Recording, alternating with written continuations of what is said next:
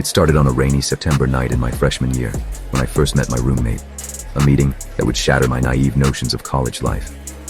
I had always thought college was about intellectual growth and independence, but nothing prepared me for the true horror that would be waiting behind the closed door of room 207.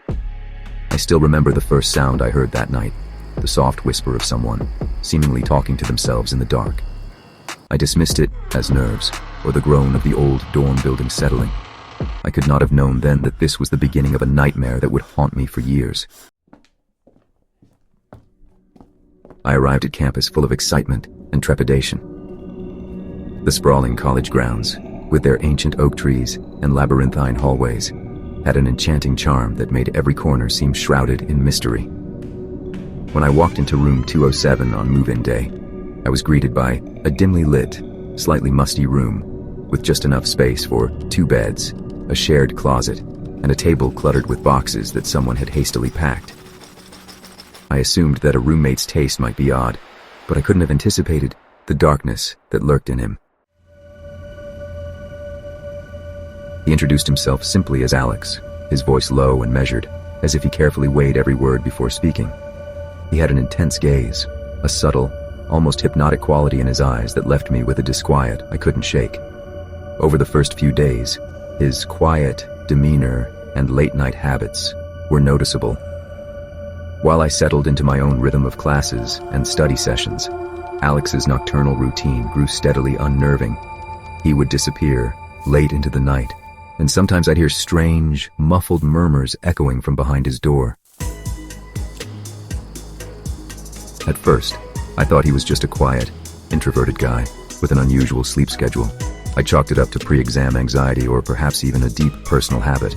But as the weeks passed, that initial uncertainty morphed into something more sinister.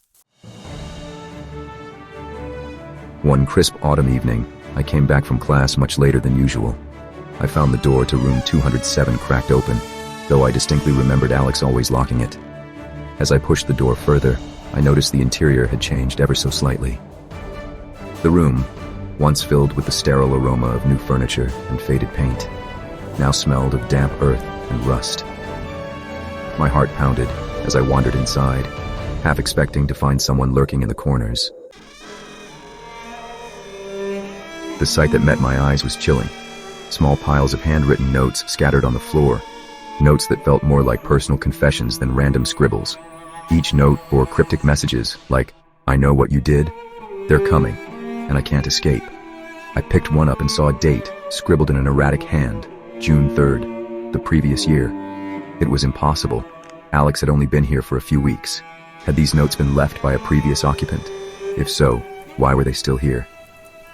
I didn't dare ask him. Instead, I locked the door behind me and retreated to my side of the dorm, a sense of foreboding crawling up my spine. That night, I barely slept. Every sound, a creak from the hall, a faint rustling in the walls, made me jump. In the stillness of the early morning hours, I sat on my bed, trying to steady my racing pulse, wondering if I was overreacting. But deep down, I knew something was terribly amiss. Over the next several weeks, bizarre occurrences became a disturbing routine. I began to notice small, unsettling changes, books and belongings misplaced, personal items inexplicably moved from one spot to another in room 207. On one particularly harrowing night, I awoke to find my desk lamp turned off, even though I'd left it on. My wall clock, too, had stopped at 2:13 a.m., a time I later learned from a campus bulletin was significant to a campus legend about a mysterious disappearance decades ago. I started keeping a journal to record these strange events. In my journal, I noted every odd sound, every inexplicable movement, frantic attempts to rationalize what I was experiencing with logical explanations. But the more I wrote, the less these events made sense. The sense of being watched grew stronger with each passing night. I would catch fleeting glimpses of a shadow in the reflection of the hallway mirror, always disappearing the moment I turned around. One evening, after a particularly grueling day of exams, I returned to find that my personal belongings, notes, textbooks, had been rearranged into patterns on my desk. The arrangement resembled a cryptic code. I couldn't decipher it, but I knew it wasn't random. It was as if someone had been in there deliberately, communicating something only they understood. Desperate for answers, I approached Alex one night as I passed by his door. I knocked gently. There was a long silence, and then the door creaked open slightly. I asked casually, "Hey, have you noticed anything weird around here lately? Things moving around?" Alex, V.O. "It's nothing you need to worry about." And then he closed the door. His tone left no room for discussion, and I was left with an unshakable dread that what I'd witnessed was only the beginning. As Halloween neared, the campus seemed to embrace its dark reputation. Parties, ghost tours, and bizarre traditions were the norm. But for me, the festivities only amplified the horror lurking in room 207. I became increasingly paranoid. Every creak of the old building, every whisper of wind against the window, sparked memories of the cryptic notes and erratic behavior of my roommate. One night, after a small gathering in our dormitory common room, I returned to room 207 to find the door ajar once again. My heart pounded as I nudged it open and entered. The room was cloaked in shadows, the only light emanating from a single candle burning on Alex's desk. The faint smell of incense mixed with the familiar damp, earthy odor. I could see that more notes had been hastily affixed to the walls this time, their messages more frantic than before. "They see us." I couldn't ignore the chills that ran down my spine. I reached for my phone to call someone, anyone, but before I could dial, I heard a distinct, hushed conversation coming from the far corner of the room. I froze. Was Alex talking to someone? Or worse, was he reading aloud one of those notes? The conversation ceased abruptly when he noticed me standing there, his eyes narrowing in a way that suggested he felt exposed. "Alex, don't worry about it." He simply said, "Don't worry about it," in that emotionless tone, and hurriedly closed his makeshift study, leaving me alone with my pounding thoughts. The turning point came on a chilly November night. I had been trying to focus on my midterm papers in the quiet of our shared room when I heard knocking at my door. Unlike previous knocks, this one was insistent and urgent. I opened the door a crack and was met with the sight of Alex, his face unusually pale, his eyes wide with a palpable terror. I was taken aback. This was the first time he'd spoken to me in such a manner. I hesitated, caught between the instinct to flee and a morbid curiosity. With a shaky nod, I followed him out of the room and into the dim corridor of the dormitory. Alex led me down a series of winding hallways until we reached a locked door at the end of a desolate corridor, one that I'd never seen open before. With trembling hands, he produced a key. The old lock clicked open with a groan, revealing a narrow staircase leading downwards into what looked like a long-forgotten basement. The sound of my own footsteps echoed ominously as we descended. The basement was a time capsule of neglect. Cobwebs draped the corners, and a pungent must filled the air.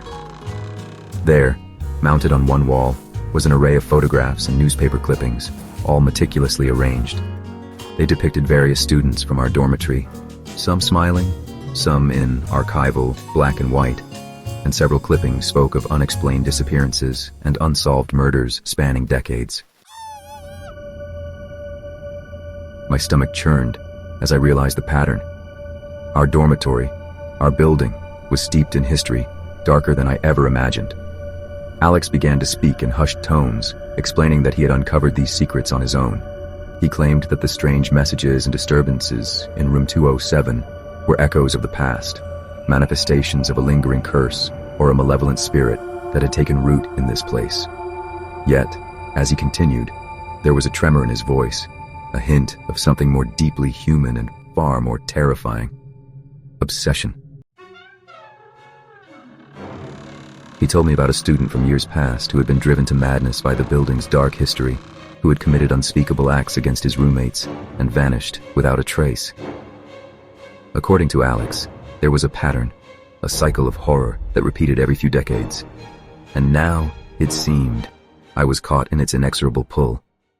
I felt my legs go weak. "What do you mean?" I whispered. "What's happening to us?" "Alex, V.O.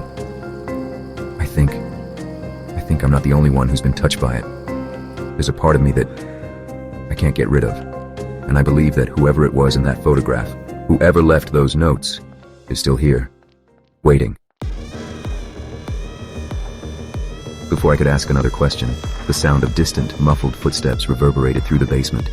The building seemed to come alive with a sinister energy. Alex grabbed my arm, pulling me closer, as his eyes widened in fear. "Alex, V.O., they're coming," he murmured, and for a fleeting moment, I felt not a chill, but a suffocating terror that clawed at every fiber of my being. In the following days, things only grew more intolerable.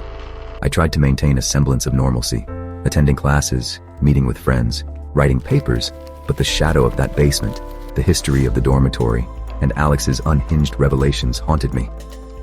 I found myself locked in a silent war with insomnia and paranoia. I spent hours poring over old archives at the campus library, desperately trying to find answers or at least some sense in the chaos. Then, one night, I returned to room 207 to find that nothing was as it should be. My side of the room was rearranged into a perplexing mosaic of photographs, newspaper clippings, and handwritten notes. It seemed that someone had replicated the basement's wall in our shared dorm room. The messages were more explicit now. "Your fate is sealed. There is no escape, and I have already seen you." I felt my breath catch, and I sank to the floor, overcome by a profound sense of dread. I confronted Alex immediately the next morning, my voice trembling as I demanded an explanation. But what I found was not the once reserved, enigmatic roommate I'd known. Instead, I saw a man fragmented by his own fear, his eyes red and hollow, his expression one of resigned terror. "Alex, they're not just a part of the past, they're here, in the present, and I..." His sentence broke off as he stared at something behind me. I spun around, but the hallway was empty. When I faced him again, his voice was barely a whisper. "Alex, I can't keep living with this truth. I have to stop it." Before I could understand his words, Alex bolted out of our room, leaving behind a chaos of scattered notes and the suffocating silence of a secret too heavy to bear. I spent the next few days in a state of panic and confusion. Every creak of the floorboards, every whisper of wind through the corridor, felt like a portent of doom. I began to notice strange patterns, the same eerie phrase scrawled repeatedly on the walls of the hallways, the same inexplicable riddle whispered in half-forgotten corners of the campus. I couldn't escape the feeling that I was being haunted, not by a ghost, but by an idea, a malignant force that thrived on fear and uncertainty. Desperate for answers, I returned to the basement, determined to piece together the fragments of the truth Alex had hinted at. With trembling hands and a racing heart, I descended the narrow staircase, guided by the dim light of a single lantern I had borrowed from a kindly librarian. In the basement, I combed through the photographs and clippings, trying to find any detail that might explain the inexplicable torment of our dormitory. That's when I uncovered a document that made my blood run cold. Hidden behind a loose brick was an old diary, its pages brittle with age and ink smudged, as if it had been handled frantically. I gingerly opened it, and in shaky handwriting, the diary recounted the descent of a college student into madness. He described how the dorm room became a mirror of his inner demons, a place where his growing paranoia and despair manifested into terrifying visions. The final entry read, "I've already seen you. I will never let you go." A deep chill shivered down my spine as I realized that this student was none other than the roommate who had vanished years ago. A man who, according to campus legends, had driven his roommates to unspeakable acts before disappearing without a trace. It wasn't supernatural. It was human. The horror of it lay in the realization that the dormitory itself, with its oppressive history and secrets, had a way of warping minds. It preyed on our vulnerabilities, magnifying our darkest fears until we became prisoners in our own living spaces. That night, I barricaded myself in room 207, terrified of what might happen next. Sleep was a luxury I could not afford, as every minute was punctuated by the imagined sound of footsteps and the guttural whispers that seemed to seep through the walls. I lay awake, heart pounding, struggling to convince myself that I was just caught in a web of coincidences and old legends. Around 3 a.m., as I sat on the edge of my bed, I heard the unmistakable sound of someone tapping on my door. Slow, deliberate knocks that set my nerves on edge. I crept to the peephole, every instinct screaming at me to flee, and saw a familiar figure standing in the dim corridor. My heart sank as I recognized Alex, his face gaunt and eyes haunted. "Alex, I'm sorry it had to come to this." He looked at me with a mixture of pity and determination. "I'm sorry it had to come to this," he whispered, before stepping aside and letting me slip out into the long, oppressive hallway. In that moment, I realized we were both prisoners of this nightmare. There was no escaping the darkness that had infected us both. Alex led me down the hallways to a side entrance where we finally confronted the truth. In a small, hidden room behind the building, we discovered remnants of a long-forgotten study group of students, notes, recordings, and photographs that revealed the true horror of our dorm. It turned out that what had started as an urban legend had a basis in reality. A group of students, driven by isolation and fear, had begun documenting strange occurrences in the building.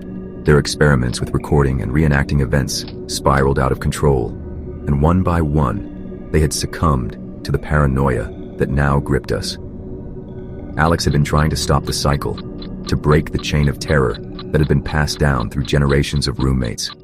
But in the process, he, too, had fallen victim to the dorm's malignant influence. In that claustrophobic room, staring at the yellowed pages of evidence and the ghostly images of those who once sought the truth, I felt the full weight of my predicament. I realized with a sickening certainty that I was now part of a legacy, a cycle of terror that I might never escape. Every sound, every shadow, every whispered word in the empty corridors of room 207 was a reminder that the darkness was not a distant memory, but an ever-present reality. I left that hidden room with a profound sense of resignation. Alex disappeared that night, leaving me to face the horror on my own. In the weeks that followed, I tried desperately to convince myself that I could reclaim my life, that I could leave behind the oppressive aura of room 207 and the unending terror it instilled in me. I switched dorms, changed my major, even moved to a new city, hoping that distance would dilute the memories. But the nightmare had etched itself into my psyche. Even now, years later, when I try to recall those harrowing nights, I find that the terror has never fully relinquished its grip. Every creak of a floorboard in a quiet building, every sudden shadow flitting past my peripheral vision, brings me back to those desperate moments of isolation and dread. I see Alex's hollow eyes, read the final entries of that cursed diary, and hear the relentless knocking on the door at 3 a.m. In telling you this, my final confession, I hope to warn anyone who thinks that college is merely a time for academic pursuits and carefree mischief. There is a darker side lurking behind the cheerful facade of youthful independence. For me, room 207 was not just a shared dormitory. It was a portal into a realm of human frailty and unspoken horrors. It was a place where the boundaries between reality and madness blurred, leaving behind scars that time can never heal. I sometimes wonder if the cycle will ever truly end. If, in some quiet corner of another old dormitory, a new roommate will unwittingly join this unholy legacy. I want to believe that by exposing this truth, by confessing these events in as much detail as my trembling memory permits, I can somehow break free of the cycle. Instead, I carry the weight of knowing that horror can be as real and as human as any other plague. A plague that infects the mind, gnaws at the spirit, and leaves a permanent reminder that some experiences refuse to fade into darkness. If you ever hear whispered voices in the silence of the night, if you ever see familiar shapes lurking where they shouldn't be, remember my story. Some nightmares are born not from supernatural forces, but from the quiet, insidious nature of our own fears. A lesson I learned in room 207, and one I will never forget.